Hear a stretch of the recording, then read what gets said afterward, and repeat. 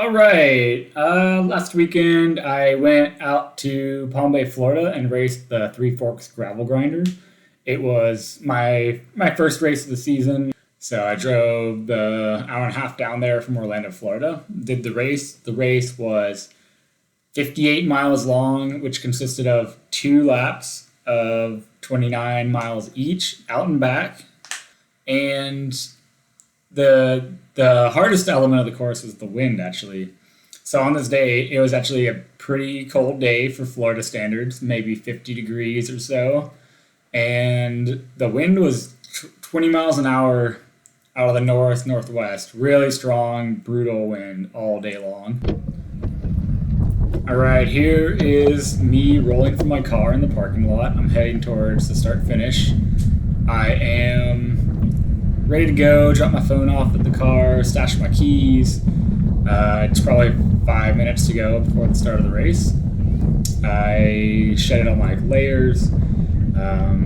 Most people at the start line were wearing jackets and balaclavas and shoe covers and a lot of clothing. And I rocked up with a short sleeve skin suit on, which was I was getting a lot of looks for that. People were like, "Man, this guy is probably not from around here." So here I am in the start finish shoot, lining up for the race. A couple minutes before the start, and I just kind of wiggled my way to the front because why wouldn't you want to start at the very front of the race, right? So we're getting our final pre-race instructions from the race promoter, and he says, "Okay, we're about to start," but doesn't actually say go, and everyone kind of false starts a little bit. So there's that section right here, and then we have to reset, and he has a couple last minute instructions. Says go, gun goes off, I clip in, and I'm attacking up the line. Put in a couple really hard pedal strokes, and my sustained attack was probably a little bit north of 400 watts for over 2 minutes. I had one rider following me for maybe a minute of that before dropping back to the field. And then I found myself with a gap solo up the front, and this is at the start of a 58-mile gravel race. So, a couple minutes into the race, I'm off the front solo, and I'm basically just in time trial mode.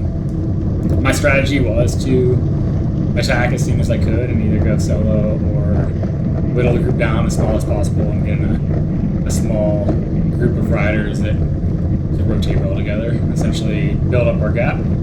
But yeah, I found myself solo, and right now I'm just trying to stay as near as I can. I'm trying to ride a really consistent power. I'm riding at about 270 to 300 watts. And here's some of the data from when I was off the front solo. I was off the front for about an hour and 33 minutes. I averaged 275 watts in that time.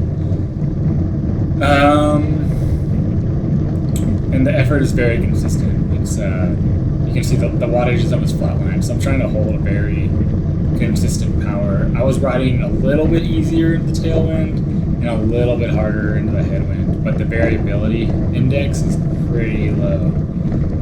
So right now I'm into the tailwind. I'm riding probably close to 27, 28 miles an hour, just cruising, building up my gap.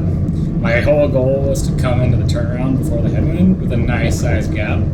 I wanted to build the gap big to discourage the chasers behind because I knew the headwind was going to be really tough, and I wanted as big of an advantage as possible, and hopefully, since it was out and back, the racers chasing me would see how big my gap was, and I was hoping that it would deter people from wanting to chase me. If the gap was so big, it would be like the race is already over, essentially. So here I am at the turnaround point.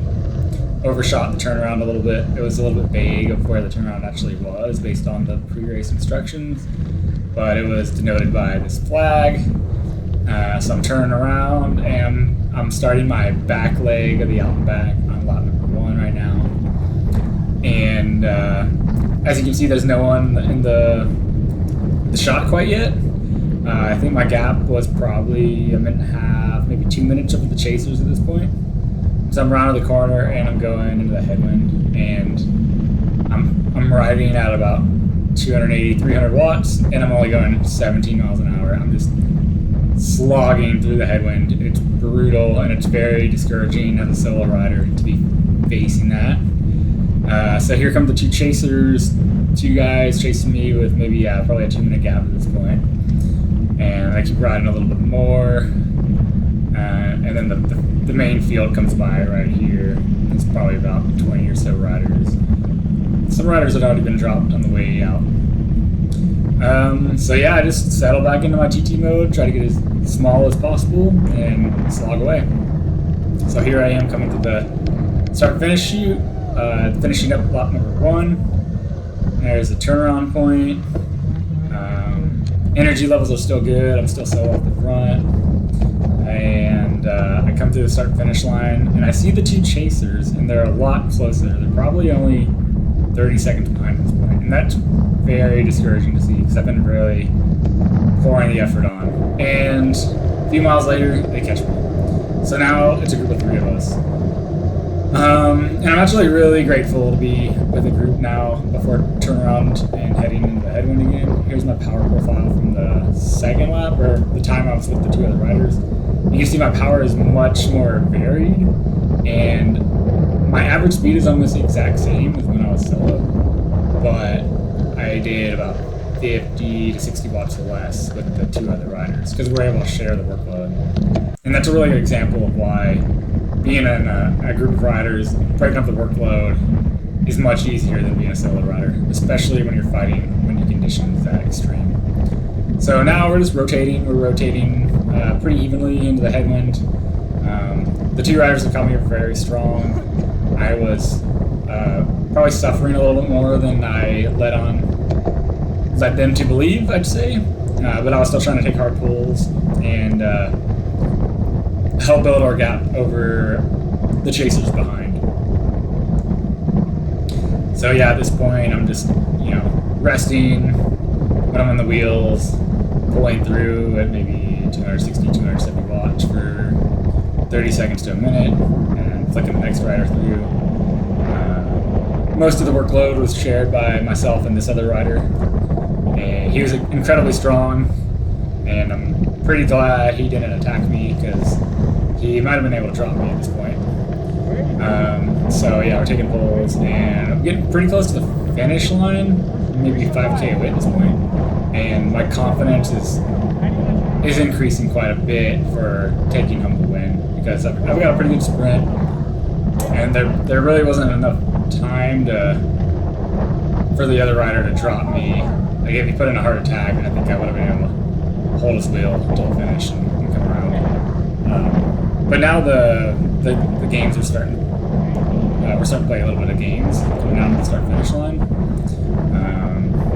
Neither one of us wants to commit to attacking or making the first move. So our pace actually slowed down quite a bit. And we're kind of just waiting and watching each other at this point. So I took my final pull, and now we're coming into the start-finish line, and I think we're riding side by side. We're not even trapped at this point. We're kind of just watching each other. And all right, I make the first move. I kick maybe around 300 meters to go. Open up a couple bike links gap. I push all the way to the left side of the road because the wind's coming from the right, and I didn't want to give off any track at all. And then I have a couple bike links at the last 50 meters or so. I sit down and we'll post up and enjoy the wind. Here's my power profile.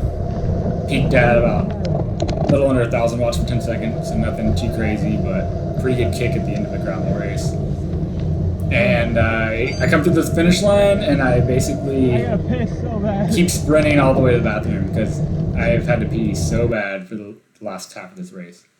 And yeah, that wraps up the race. It was a pretty great event, good day out. Happy to get the win in my first race of the season. And it definitely built some positive momentum, and I'm hoping to keep that rolling.